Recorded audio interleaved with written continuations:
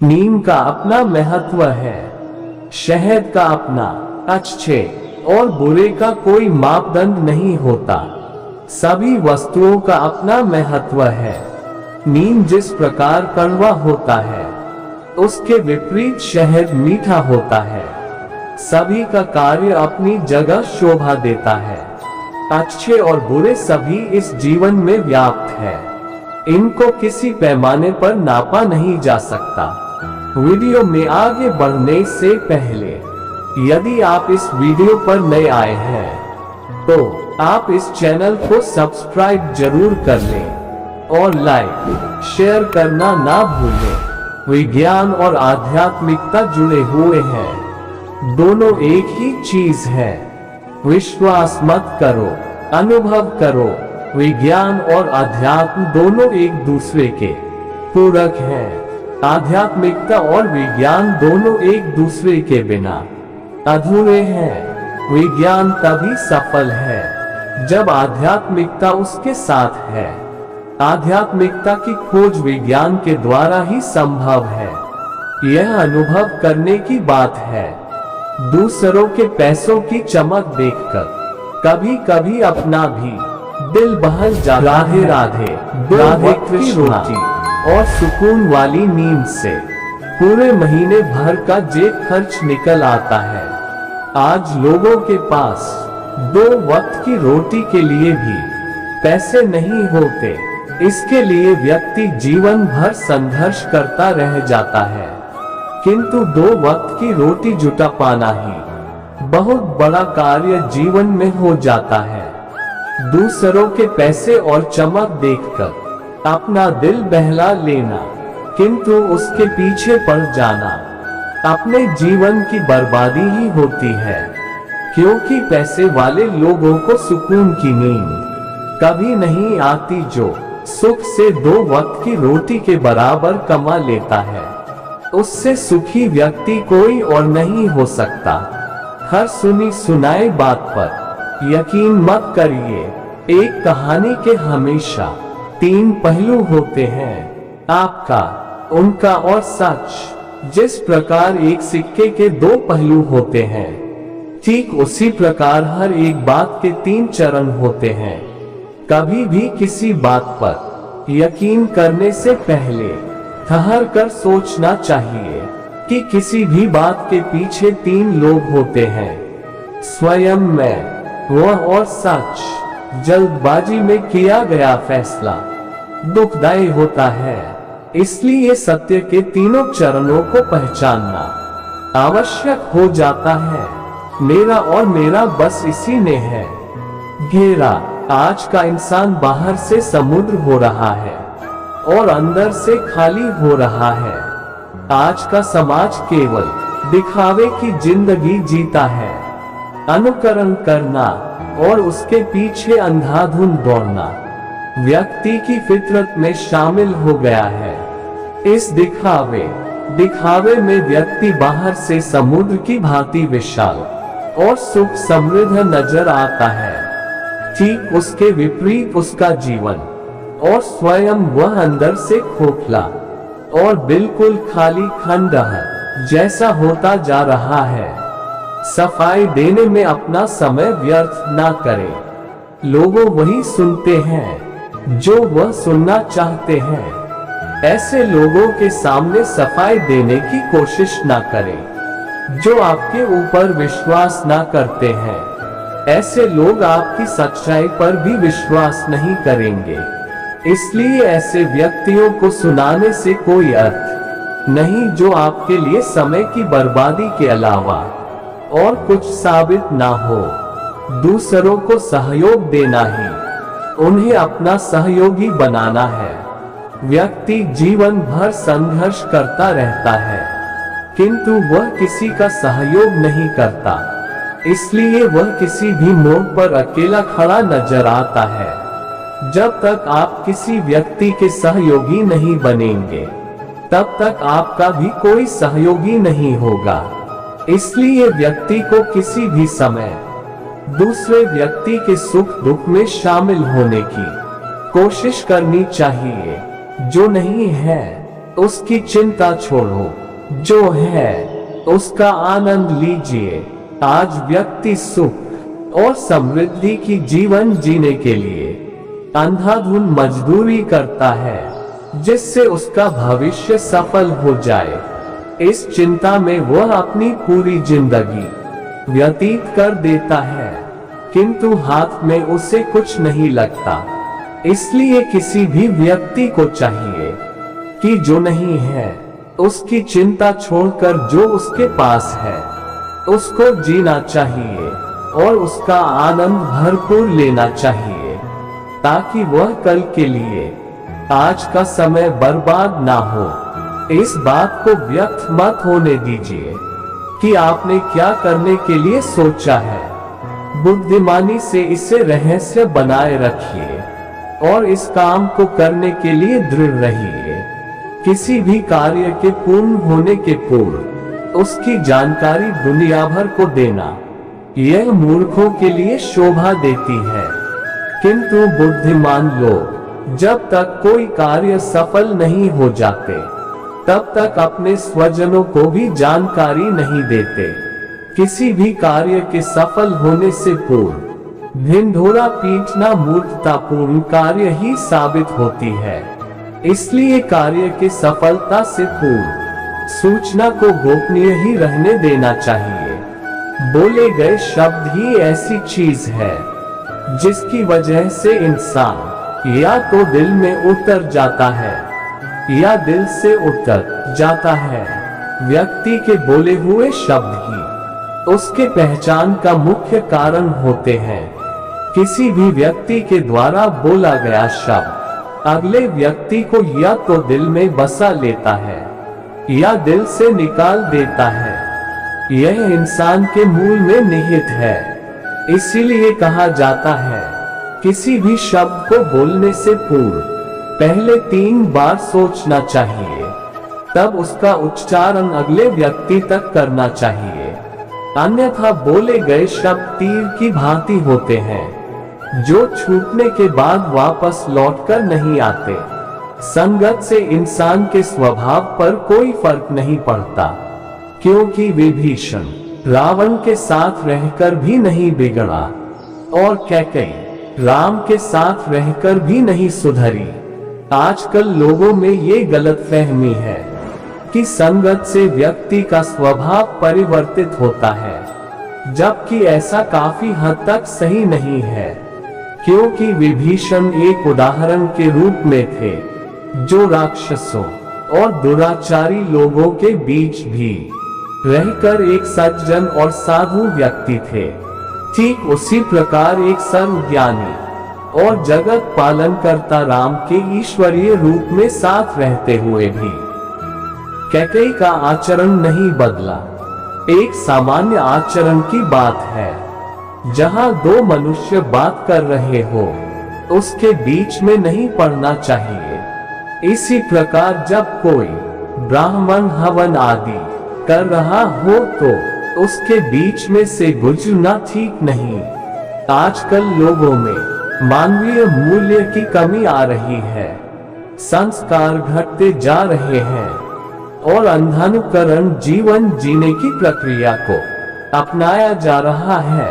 यह मनुष्य के लिए उसके मानवीय मूल्यों के लिए खतरे की बात साबित हो सकती है। जहां 2 व्यक्ति बात कर रहे हो उसके बीच कभी बोलने की चेष्टा नहीं करनी चाहिए, तथा किसी भी पूजा पाठ हवन आदि अनुष्ठान के बीच उठकर जाना नहीं चाहिए तथा उसकी अवहेलना करना नहीं चाहिए, क्योंकि ऐसा करने से व्यक्ति का संस्कार उजागर होता है। स्वभाव में उदारता, वचनों में मधुरता, साहस, आचरण में विवेक, यह बातें कोई पा नहीं सकता। यह मूल में होनी चाहिए। किसी भी व्यक्ति के वचनों में उदारता, मधुरता, साहस और विवेक होना चाहिए।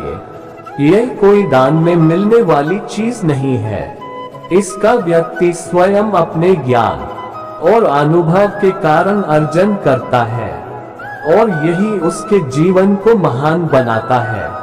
लोग उसकी इसी महानता के कारण गुणगान करते हैं, उसे याद करते हैं और उसकी मिसालें देते हैं। साईं इतना दीजिए, जामे कुटुंब समाए, मैं भी भूखा न रहूं, साधु न भूखा जाए। आज व्यक्ति पैसों के पीछे इतना अंधाधुन भाग रहा है कि वह अपने जिंदगी को जीना ही भूल गया है। एक सच्चा सुखी और ईमानदार व्यक्ति इतने ही पैसों की उम्मीद करता है जितने में उसका परिवार खुशी से जी सके और उसके हित नाते कुटुंब भी उससे दुखी ना हो। ऐसे व्यक्ति ही जीवन को जीने का सही तरीका जानते हैं। जितना अध्ययन करते हैं उतना ही हमें अपने ज्ञान का अनुभव होता है। माना जाता है व्यक्ति जीवन भर सीखता रहता है। ये सीखने की प्रक्रिया उसके मृत्यु तक चलती है। इसलिए व्यक्ति को सीखने का प्रति उत्साहित रहना चाहिए और जो भी अनुभव मिले उससे सीखना चाहिए। संभव की सीमा जानने का केवल एक ही तरीका है, असंभव से भी आगे निकल जाना। कोई भी कार्य असंभव तब तक प्रतीत होता है जब तक उस कार्य को किया ना जाए। किसी भी कार्य की सीमा तभी जान पाएंगे जब उस कार्य को पूरा करते हुए आगे निकल जाए। जितना बड़ा संघर्ष होगा जीत उतनी ही शानदार होगी। संघर्ष जितना बड़ा होता है जीत उससे भी शानदार होती है। कड़ा संघर्ष करके ही शानदार जीत प्राप्त की जा सकती है और यह शानदार जीत को दुनिया देखती है जो मिसाल कायम कर देती है। सपने ऐसे देखने चाहिए जो क्रांतिकारी हो, क्रांतिकारी से आज से उससे है, जो समाज में मिसाल कायम करें। उन सभी शोला के रूप में कठिनाइयों को मिलाकर अपने भाग्य और सफलता के रूप में सूरज को चमकाना चाहिए। एक समय में एक काम करो और ऐसा करते समय अपनी पूरी आत्मा उसमें डाल दो और बाकी सब कुछ भूल जाओ। कोई भी कार्य करते समय उसके प्रति लगन और पूरी निष्ठा के साथ जुड़ना पड़ता है, तभी उसकी सफलता प्राप्त होती है। ऐसा करते समय किसी अन्य कार्य की ओर ध्यान नहीं देना चाहिए, अन्यथा ध्यान बढ़ने के कारण लक्ष्य प्राप्ति से व्यक्ति चूक जाता है। अपने आप में भरोसा रखो, पूरा विश्व आप पर भरोसा करेगा। जो व्यक्ति स्वयं पर भरोसा करता है पूरी दुनिया उस पर भरोसा करती है। इसलिए व्यक्ति को स्वयं पर भरोसा करना चाहिए। स्वयं पर भरोसा करने वाला व्यक्ति छल कपट से दूर मेहनत प्रिय बन जाता है, क्योंकि वह स्वयं के प्रति ईमानदारी का भाव रखता है। जायदाद बेतहाशा बढ़ गई उसकी, पर उसका कोई नाम नहीं लेता। वह सबसे बदनसीब गरीब है। जायदाद बेतहाशा कमाने पर भी व्यक्ति सुखी नहीं रह पाता, क्योंकि ज्यादा के चक्कर में वह अपने लोगों से दूर हो जाता है। अंततः उसके साथ सुख दुख बांटने वाला भी कोई नहीं रहता और जब निष्कर्ष निकाला जाता है तो उससे बड़ा गरीब कोई दूसरा नजर नहीं आता। बड़ी कीमत मिली थी जीती बाजी हारने के लिए, मगर मैंने जमीर नहीं बेचा कर्ज उतारने के लिए। व्यक्ति का जीवन संघर्षों से परिपूर्ण होता है। इस जीवन में सुख दुख हार जीत आदि लगी रहती है, किंतु व्यक्ति को आत्मसम्मान के लिए कभी भी समझौता नहीं करना चाहिए। जल अपच की दवा है, जल चैतन्य निर्माण करता है। यदि उसे भोजन पच जाने के बाद पीते हैं, पानी को भोजन के बाद तुरंत पीना विष के समान है। प्रकृति व्यक्ति को सब कुछ देती है, जल जीवन है, ऐसा सब मानते हैं और मानना भी चाहिए।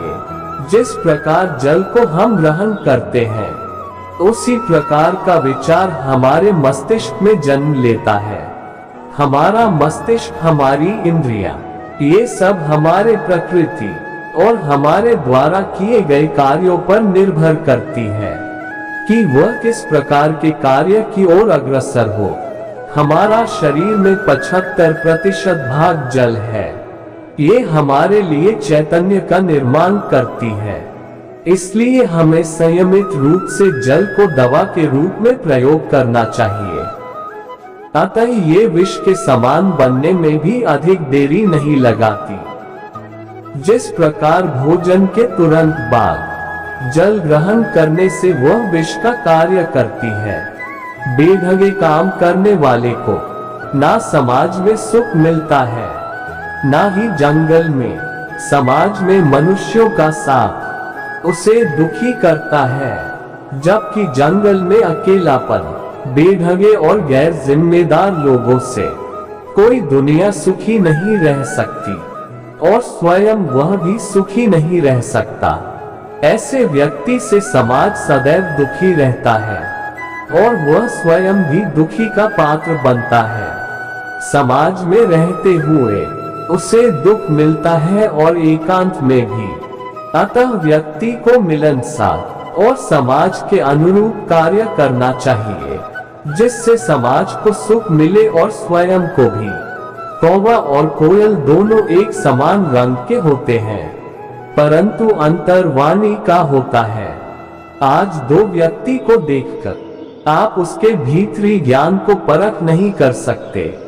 ठीक उसी प्रकार जिस प्रकार कौवा और कोयल में फर्क नहीं किया जा सकता जब तक कि वह कुछ बोले ना, इसी प्रकार व्यक्ति की भी पहचान उसके वाणी से होती है। एक अज्ञानी व्यक्ति जहां अनावश्यक वार्तालाप करेगा, वही ज्ञानी और महापुरुष व्यक्ति सदैव मृदु भाषा का प्रयोग करते हैं, जिससे उनके विद्वता का परिचय मिलता है। जिस व्यक्ति के पास धर्म और दया नहीं है, जिस गुरु के पास आध्यात्मिक ज्ञान नहीं है, उसे स्वयं से दूर कर देना चाहिए। संस्कार किसी भी व्यक्ति के लिए बेहद ही अनमोल उपहार है। अगर किसी बालक को उपहार ना दिया जाए तो वह कुछ समय रोकर शांत हो जाएगा और फिर अपने दैनिक जीवन में लग जाएगा। किंतु अगर बालक को संस्कार नहीं दिया जाए तो वह पूरा जीवन लक्ष्यहीन और पतनहीन जीने के लिए विवश हो जाएगा। आज मानव के बीच में छल कपट का इतना बड़ा संयोजन हो गया है कि व्यक्ति भीतर से कुछ और बाहर से कुछ और प्रतीत होता है। ऐसे व्यक्तियों की पहचान करके उससे दूरी बनाने की आवश्यकता है। जिस व्यक्ति में धर्म और दया का समावेश ना हो, उसकी पहचान करनी जरूरी है। और जिस गुरु के पास अध्यात्म का ज्ञान लेश मात्र भी ना हो, उसे स्वयं से दूर कर दें। यह आपके लिए वरदान साबित होगा, अन्यथा आपकी दुर्गति होनी निश्चित है। स्वस्थ शरीर में स्वस्थ आत्मा का वास होता है। जिस व्यक्ति का शरीर प्रकृति के अनुसार स्वस्थ और सजग रहता है, उस व्यक्ति के शरीर में ही आत्मा का वास होता है। आत्मा से हमारा तात्पर्य हर उस सुख और आनंद से है जो प्रकृति ने मनुष्य के अनुकूल तैयार किया है। स्वस्थ शरीर वाला व्यक्ति ही प्रकृति के सभी सुखों का उपयोग व भोग कर सकता है। स्वास्थ्य सबसे बड़ा उपहार है, संतोष सबसे बड़ा धन और वफादारी उनसे भी बड़ी। स्वस्थ व्यक्ति से अमीर कोई नहीं है, क्योंकि वह आनंद का भागीदारी होता है। जो व्यक्ति स्वस्थ है, उससे बड़ा अमीर और कोई नहीं हो सकता। चाहे कितनी भी धन संपत्ति अर्जित की जाए, किंतु अच्छे स्वास्थ्य के बिना ये सब व्यर्थ है।